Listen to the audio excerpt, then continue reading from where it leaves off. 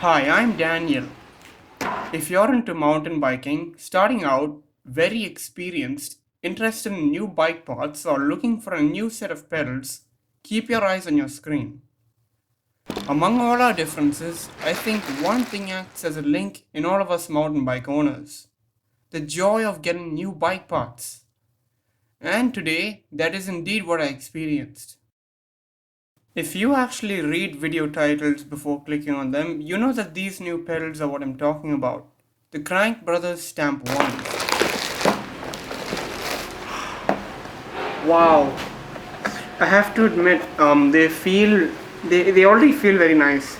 I'm not gonna lie. Let's unbox them properly. Now these pedals actually come in two sizes, small and large, and I'm excited to see how they fare. The pedals I ordered were large, which is what Crankbrothers recommends for anyone with a shoe of US size 10 to 15 or 43 to 49 if you shred European trails. To install new pedals, you first need to remove your old ones. To remove them, remember that the pedals on the drive side should be turned anti-clockwise, and on the opposite side clockwise. Remember that your drive side is the side of your bike with your drivetrain, which is always the right side. These pedals can be installed with a 10mm hex key as opposed to using a spanner for installation, so that earns a plus. When installing pedals, remember that the drive side pedal should be turned clockwise and the other one anti-clockwise. I'll put these pedals through three main tests, two in the short term and one in the long term. The three tests are durability, aesthetics, and grip. And yes, the second one is important since most mountain bikers are crazy about how their bikes look. Durability and grip will be tested in the long term, so today we'll look at aesthetics and grip. I opened the box and the second I cut the zip ties, I realized something I didn't expect just from holding them for the first time. Wow. If you bought pedals made of composite, wouldn't you expect them to be rather lightweight?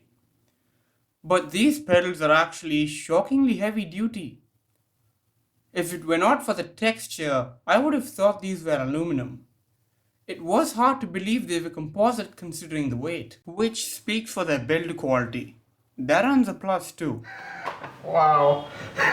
This actually feels very heavy duty, I'll be honest.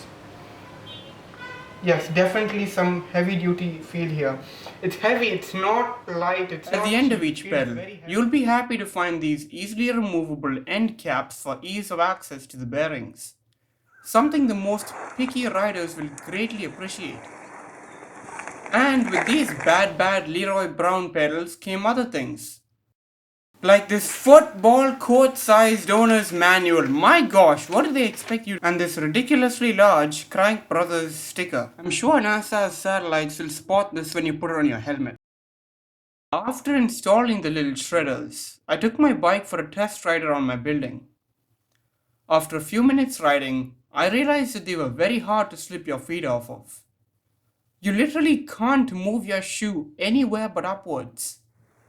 Yep, you can thank the 9 hex bolts for that. Because of the much larger surface area, it was easier to get power down and accelerate. And these white decals on the thin edges add some character. Oh yeah, and the nice 13mm width adds a sleek, mean touch to your bike. But as a paying customer looking for faults, I also found two things that I wish were different. One is definitely the flat area running through the center. It would be nice if this space was at least used for more grip.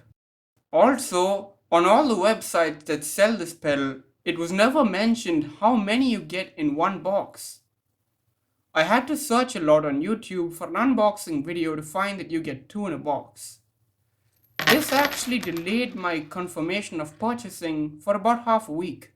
To solve your confusion, you get 2 pedals in one box when you set the quantity as 1.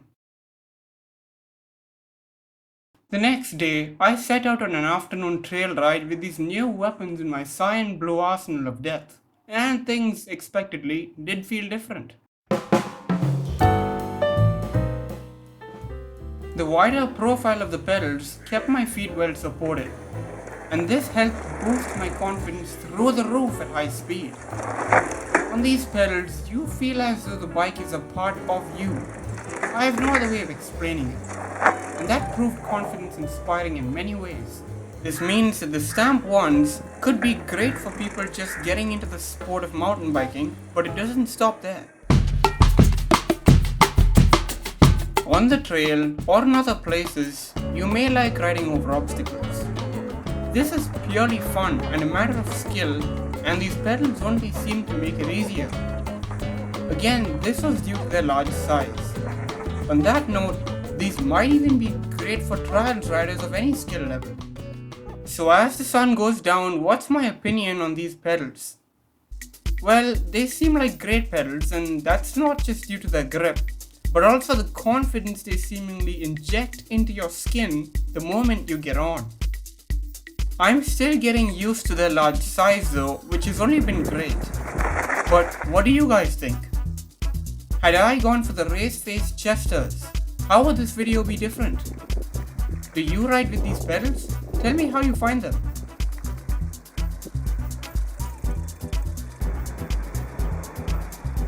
Next week, I'm going somewhere very special to ride, so stay tuned to find out.